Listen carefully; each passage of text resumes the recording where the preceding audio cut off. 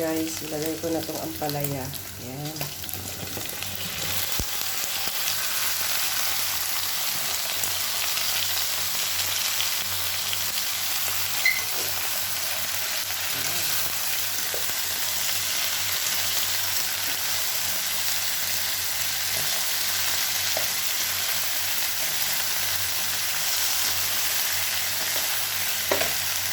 Alam niyo kung bakit hindi ko tinanggal tong itong yan.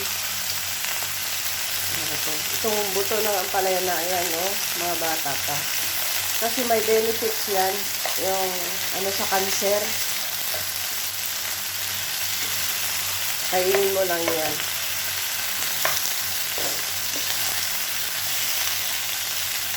Ayan. Sarap na siya. Tapos lagyan na natin siya ng asin. Siyempre, hindi kompleto pag walang asin.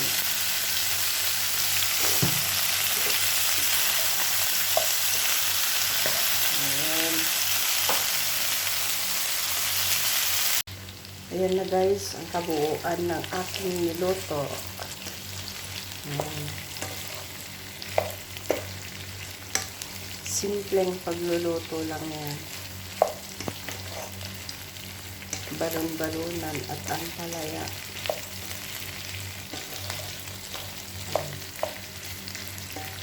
Walang sabaw, ganyan lang yan. Sarap.